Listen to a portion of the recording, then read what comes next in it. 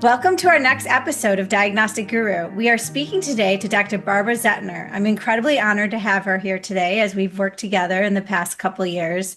She's currently the Chief Operations Officer of Molecular Testing Labs and has over 25 years of experience in molecular diagnostics and clinical laboratory management. Our backgrounds have a lot of synergies, and so I'm excited to dig in with her today. If you want to learn more about her bio, we will be presenting it as part of the podcast. But to give us time, we're going to dig right into the questions and start talking to Barbara. So welcome, Barbara, today. Thank you for coming. Thank you, Leslie. It's an honor to be here. Very inspiring to learn more about your podcast and what you already built and the women that you bring to your show. Well, thank you so much. Now that you're an honorary diagnostic guru as part of this, little ecosystem, I think it's really important for us to talk about our successes because we're not Yeah. really good at that. So, right out of the gates, could you share with me and those who are listening, what is the one biggest success in your career or in your life that you're most proud of? Biggest success. What I'm most proud of definitely is building and leading teams that create and then deliver diagnostic solutions and diagnostic tests that actually make a difference in patients' lives. So I think that's what I'm hands down most proud of. And that's not just me, surrounding myself with people Mhm. and those teams. And that's from early in my career, oncology tests that make a difference in people's lives and for the doctors and the patient and people that treat the patients, right? To pediatric leukemia is very impactful. And now at molecular testing labs, where we're pioneering access to high quality home access testing and breaking down those barriers, improving healthcare and breaking down barriers to high quality testing. That I'm proud and very passionate about that as well. Well, my next question is, we want to get right into it. Yep. So, as the premise of this podcast, I think it's been really helpful for listeners, in our first season to hear from you personally if you can name your one good, your one bad, and your one ugly. Okay. I heard that. I think those podcasts are amazing. I do like that, right? It's the three shades.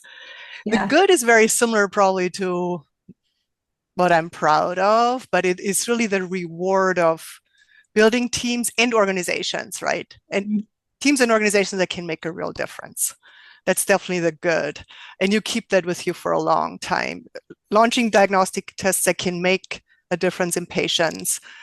I also remember my pediatric leukemia days, right? I mean, that's people that work in that space. And I had the honor to also be working with them directly and delivering results and helping them through that journey all the way to more individualized care where we had diagnostics tests just for single patients. There's so much compassion there, right?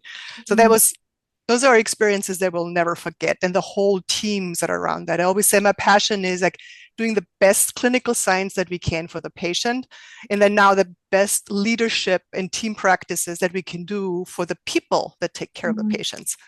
And that doesn't matter if it's somebody that opens a box or puts a sticker and a label on, or somebody that reads the results, or somebody that pipettes and runs the instruments, right? So, but that's definitely the good and very fulfilling to make a difference and see how that moves forward and the people around that.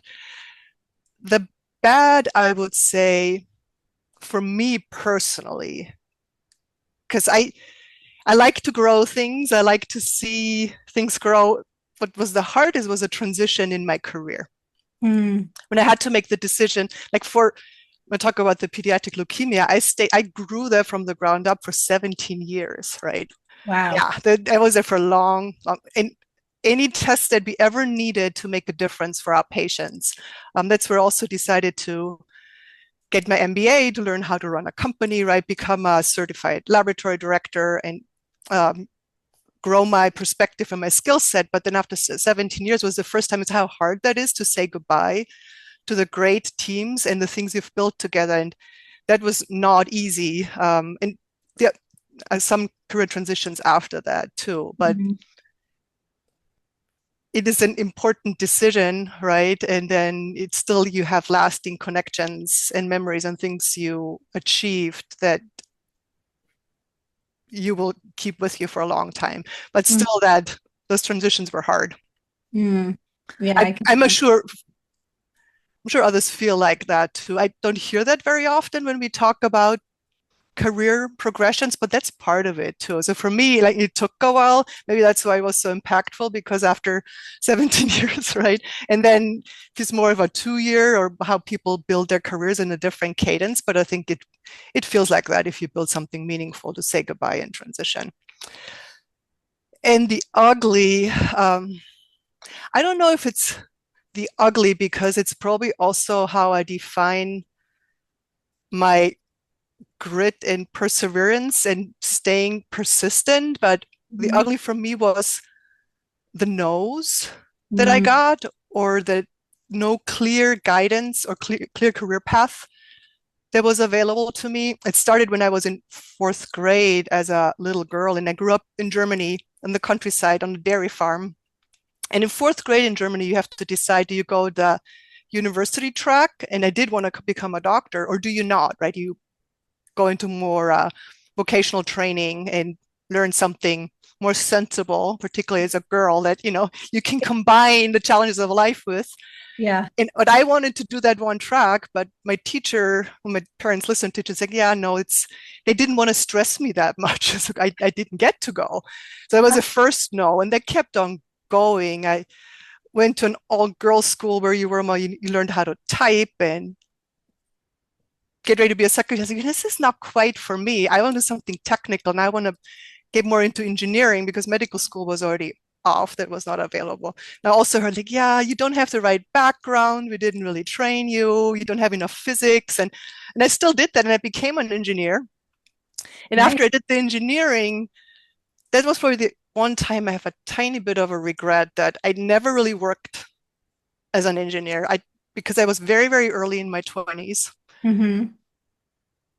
And I was scared. I didn't have enough courage, the jobs that were out there to apply myself. And that's when I went more leaned into science, took my Yeah. engineering degree with me and got a PhD in molecular biology, which by the way, I was also first told no, because that was not a typical path. And I was like, I found the right university and I found a Yeah. company that sponsored me. So it all worked out. Um, and then when I was a scientist, right, initially I wanted to get back more closer to medicine. Mm-hmm. It's like, well, no, you develop the tests, but it's the doctors who deliver the care. But that's when I discovered building a clinical laboratory and becoming a board certified clinical laboratory director. I got really close to that medical care, right? So it was Yeah. kind of a no, but then it wasn't. I was able to get there. And then after I grew that and for a while, it's like there's more to it. The organization grew, the company got bigger, and I'm to run the company, I learned, become a leader. A scientist and a leader are not the same things. How do Mm-hmm. you get to that next level? And decided to get my MBA. But I was also internally told, and well, no, you're such a good molecular biologist and scientist. Don't don't worry about those things. It's like you need to focus on your science. But I Mm-hmm. still, pursued that because I found it important for my practice and for running an organization, running the teams that I had to keep on learning Mm-hmm. and broaden my perspective. So it's kind of the ugly, but it's also what defined my path. You come to a no and then you make a decision. It's like, is that worth it to push through it? And you have the perseverance, right? And to learn and see what happens if you walk through that no with all your force that you can. Well, yeah, I mean the no almost fueled you to keep moving, right? And keep going forward. But you knew deep inside you where you were supposed to be and what you wanted to do. You just hadn't figured it out yet. Correct. So now do you feel like here you are, you figured it out, this is where I'm supposed to be, and there isn't that hesitance or fear anymore because you've gotten through it. And it's sad to think that the engineering piece, maybe if there was a woman or somebody, a mentor there at that time for you, you would have Yeah. went that route. But Destiny wanted you to go the other direction Yeah. and become a clinical molecular, scientist, and be a leader in the business. So hindsight's 2020, I It think, in is. And scenarios. I'm glad I have that engineering background, right? It really Yeah. helps with IT and now with all the AI and thinking about it very analytical and automation, Oh, robotics, yeah. scaling. yeah, high throughput, thinking that that really helps to have that engineering background and operational excellence and Lean Six Sigma. And so I'm glad I have that. And I know how to wire house if I would have to, not that I'm doing it. Well, no, that's a great point, though. And I think we should highlight that in a sense that science isn't just about building hypotheses and running experiments Yeah, anymore, right? I mean, we are all engineers, especially in molecular sciences, because it's all based on technology, to your point, yeah, automation.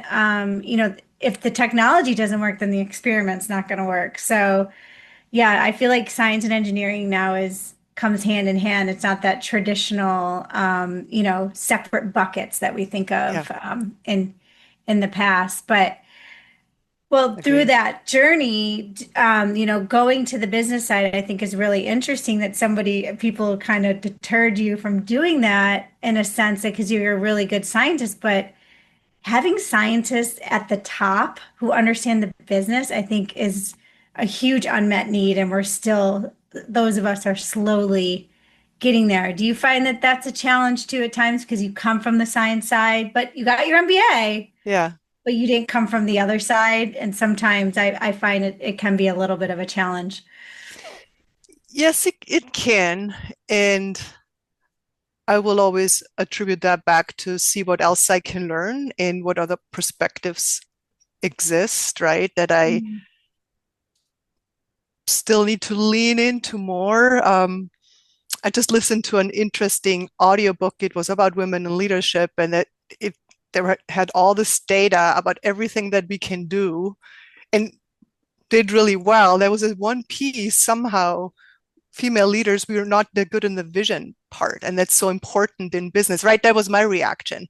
It's like it's like okay, I that's the part that I actually really enjoy. I love Yeah. the strategy, I love Mhm. the vision for the future, right? And how to make that happen and having the models. And now with AI, we need to do that faster than ever, putting Mhm. that piece together, right? We can't rest on our laurels just because we understand science and technology. It's moving really quickly.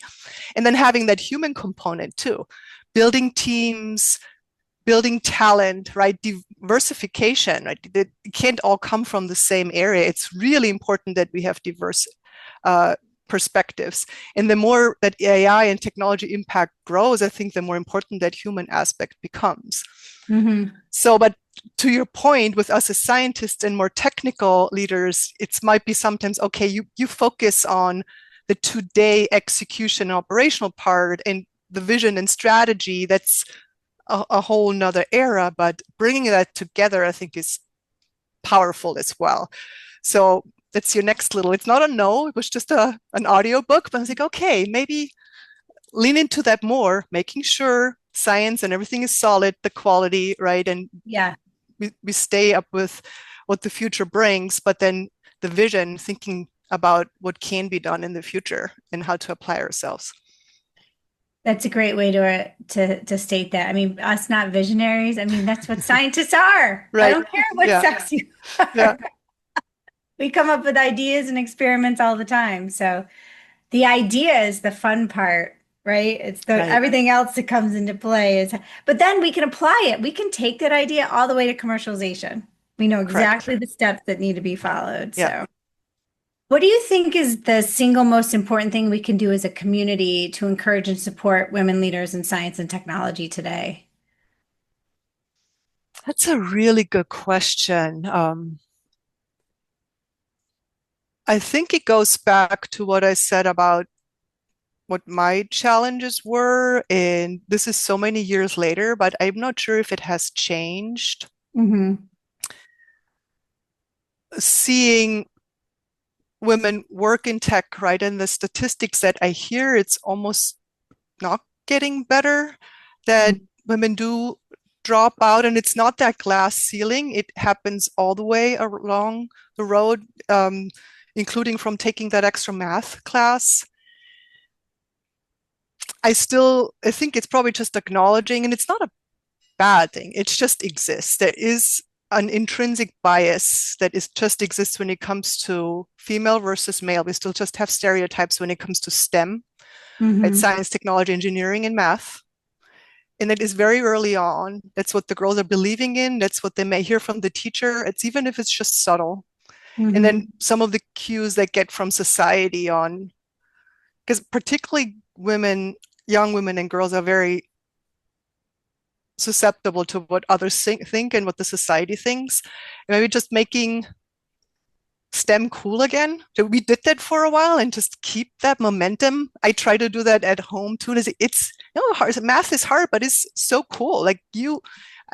It's cool. Do math, do Yeah. engineering. It's all good. Like follow your passion. If that's something you like, do it. And then for the leadership, it's kind of similar. These are very old biases and stereotypes, and it goes up and down. For a while, it was more, oh, servant leadership and empathic leadership. And it's coming back to some of the successful leadership traits as they're perceived might be a little bit more masculine.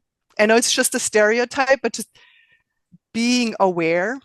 Hmm. And that is might be true in some settings, but I believe in the big picture, we're all better off to have diversification, have different opinions, different perspectives, and different strengths at the table. And that includes the female powers too. Absolutely. Absolutely. It's almost like we need to, when Glee came out 10 years or so ago, it made like being in band and Yeah, voice. It was so cool. And, so it's almost like we needed some type of show like that to come out like, look, being a geek in math is really cool. yeah. Like, don't, I would like, love do that it. for my girls, actually. I don't see enough of that, I actually, don't, how they're being influenced and it's all yeah. about cosmetics. And okay, I'm Well, not yeah, gonna go there, but I wish they would have additional influences. I mean, they for have sure. me, but there's not much else. So There isn't even the clothes that you see in the yeah, store. yeah. I go crazy the clothes the choices that we have. I found this game, speaking of math, that I'm out for my kids, and it's called Simple Math, and it's Hmm. actually it's like little wood pieces, and you have to. It's almost like Scrabble but math, Yeah, and you use times and division and adding and subtracting, and they are loving it. good. And so we were, playing it the other night. So it's like we need more tangible things like that Yeah, for kids. But also, where I live, I find it's hard to give my kids the opportunity outside of the curriculum that they're being exposed to in school because it's so expensive. yeah, So the everyday person can't afford to, yeah, and you got to be a fighter, right? right. Like at a young age, to be like, this is what I want to do. Yes. And you're And they usually often, afraid to speak up. yeah, and not all the girls are, which I wasn't a fighter. It's like, but No, it's more persistence and just, but I was not like, oh, this is what I want. I yeah, wish. I know, me too. I science and math, I always loved it. It always intrigued me, but I always felt like it wasn't something that I could do, Hmm. which I don't know where that came from, but Yeah, maybe it's just this cultural thing that we're talking about. So yeah, more and more, again, it goes to that leader point that you stated as well. We really right, need leaders. right. And that's something we can still, as a society, support network. It doesn't matter what we do, we all touch somebody's life, right? It's sometimes from, oh, you tell your granddaughter you're pretty and you tell your grandson you're so smart. That it's like an innate thing. We don't think about it. It's like Hmm.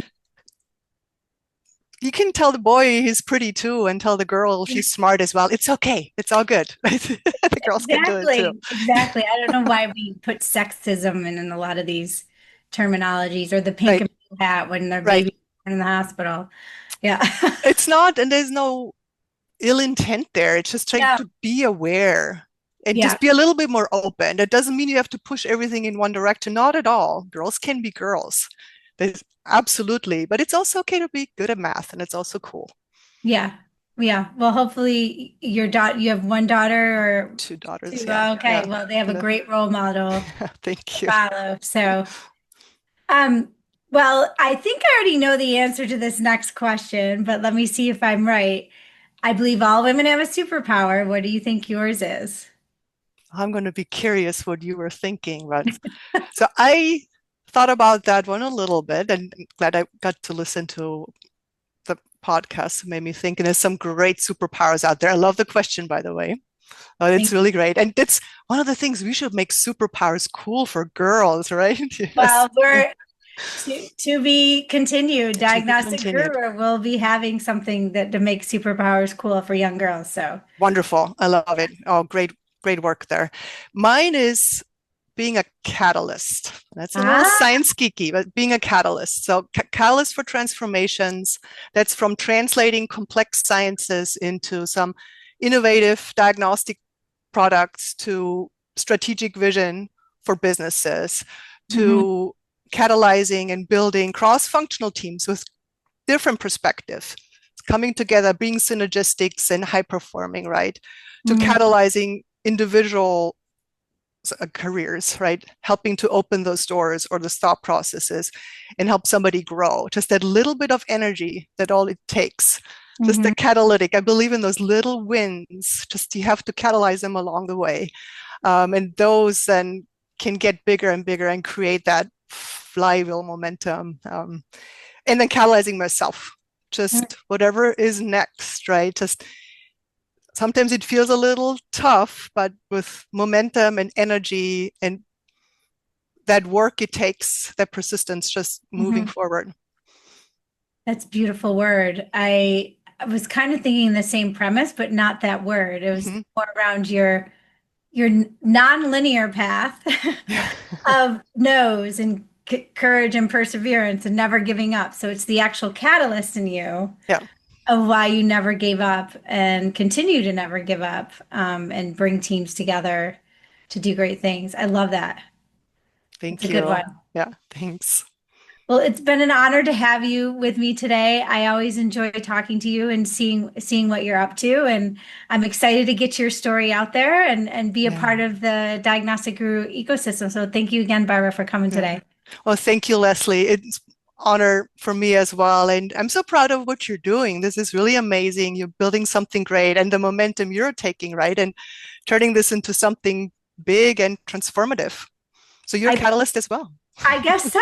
I appreciate that. You come into these things and you never know how they're going to end up. And Yeah. this has become my new destiny. It's And amazing. Yeah. I'm really enjoying it. And I'm excited to share more that we have coming in the future and learning more from more diagnostic gurus. So we're the Wonderful. leaders now, Barbara. Yeah. We gotta get all those young women scientists to not Yes. quit math. Yes, exactly. That's where it all starts. Yeah. Yes.